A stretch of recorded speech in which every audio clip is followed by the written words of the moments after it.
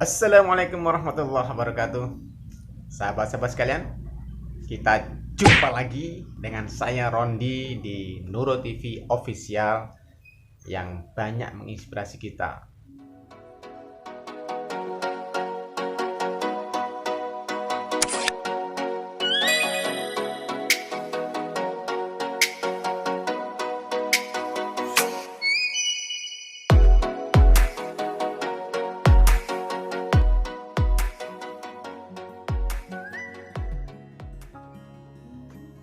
Oke sahabat-sahabat sekalian, kali ini masih kita seputar masalah kesehatan. Oke, langsung saja. Bahwasanya orang yang kena asam lambung ini 1000 sensasi ya. 1000 sensasi, bermacam-macam sensasinya.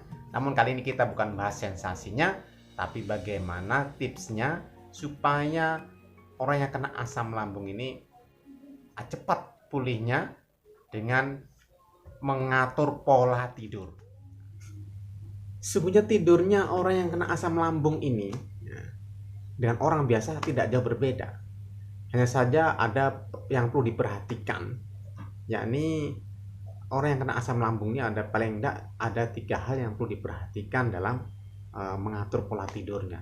Yang pertama adalah niatnya. Yang kedua adalah disiplin waktu.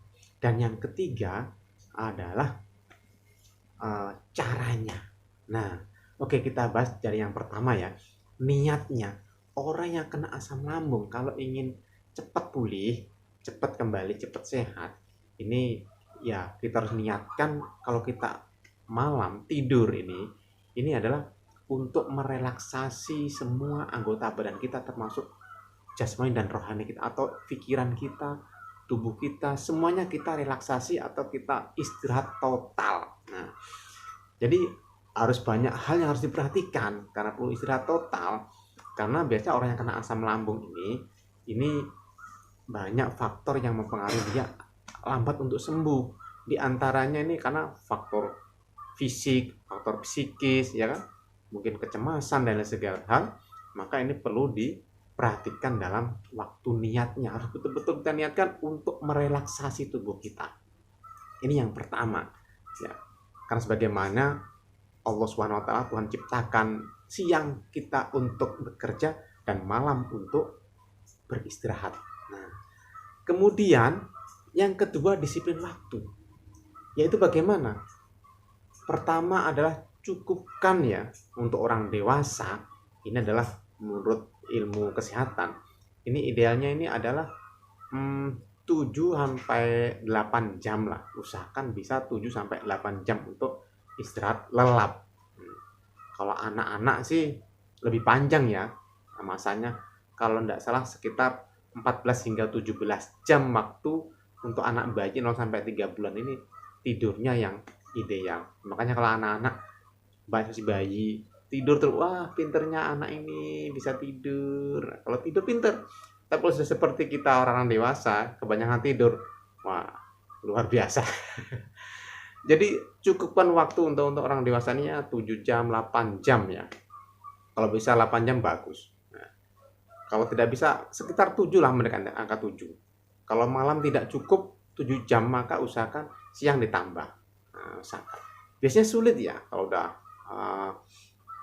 udah usia ya. Ini memang begitu. Jadi ada masa-masanya, apalagi orang yang pikirannya banyak, bebannya banyak ya. Ini biasanya tidurnya cenderung sulit. Maka perlu trik-trik tambahan lah. Di samping mungkin dia juga perlu ada tambahan-tambahan dari dokter. Biasanya kalau orang kena asam lambung ini dikasih obat yang namanya obat penenang. Nah, karena biasanya orang kena asam lambung ini cenderung juga muncul anxiety atau kecemasan-kecemasan karena ada faktor penyebab atau dari asam lambung yang naik kadang mempengaruhi daripada jantungnya sehingga bermasalah dalam kecemasan-kecemasan. Kemudian yang berikutnya ya, yaitu di samping disiplin waktu, ini usahakan ya kalau malam ini jam 9 itu sudah siap-siap. jam 9 siap-siap untuk tidur. Coba didisiplinkan waktunya. Nah, mungkin ada yang susah ya, kalau belum biasa susah. Nah, maka usahakan sebelum tidur nih, hindarkanlah segala hal yang memicu kita untuk memperlambat daripada atau menyusahkan nyenyak tidur kita. Di antaranya misalnya ya, jangan terlalu banyak minum deh sebelum tidur. Jangan terlalu banyak minum. Apalagi minum yang sifatnya kafein, kopi atau teh atau dan lainnya, usahakan jangan dulu deh ya, jangan dulu, hindari dulu. Juga hindarkan, jauhkan HP, alat elektronik dari tidur kita. Karena itu juga akan mempengaruhi kualitas tidur kita. Jauhkan deh. Nah, sebelum tidur jauhkan. Mending kita berdoa dulu lah. Nah, berdoa sama Allah, minta diberikan kenyamanan tidur, minta diberikan kenikmatan dalam tidur kita. Kemudian yang berikutnya adalah caranya tidur. Nah, pola tidur. Caranya bagaimana orang yang tidur? Ini beda ya, orang yang tidur biasa dengan orang yang lagi kena asam lambung berbeda, karena di dalam tubuhnya ada masalah sehingga perlu diatur sedemikian rupa supaya tidak mudah kambuh atau supaya cepat daripada kesembuhannya. Jadi sebelumnya saya jelaskan dulu ya. Jadi ini saya bawa botol minyak wangi ya. Nah, jadi orang tidur lambung kita nih teman-teman seperti botol ini. Seperti botol ini. Jadi kalau kita tidur akan seperti ini. Nah, jadi cairan dalam lambung ini otomatis kalau ini saya buka ya. Kalau ini nggak ada bolanya ya. Kalau saya buka dia akan keluar. Kenapa? Dia orang yang kena asam lambung itu di dalam lambung bagian atas ini ada namanya isofagus. Isofagus itu adalah klep atau valve ya, penutup. Dia sangat kuat.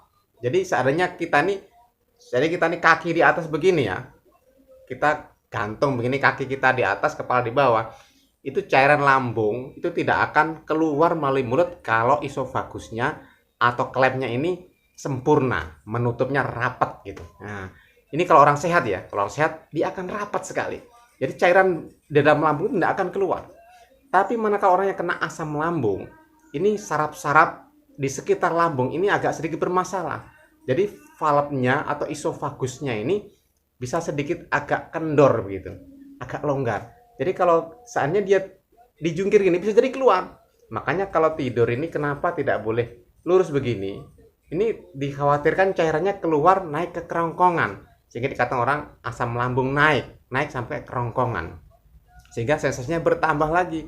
Jadi sebaiknya bagaimana? Jadi sebaiknya begini teman-teman ya, begini. Jadi bila perlu sedikit naik nggak apa-apa, tapi jangan sampai rata begini. Juga bukan hanya kepalanya yang diganjal, bukan, tapi memang betul-betul badannya yang agak dimiringkan. Nah, sampai kapan ini dikerjakan? Ya sampai betul-betul isofagus kita ini betul-betul rapat, sampai kuat, sampai bisa terjaga betul-betul daripada cairan lambung tidak keluar lagi, atau sudah tidak ada sensasinya lah, sudah tidak ada lagi rasa begah, tidak ada lagi rasa kembung atau macam-macam. Nah, jadi ini boleh nanti tidur seperti biasa. Nah, itulah teman-teman yang telah saya sampaikan tadi, gambarannya seperti itu.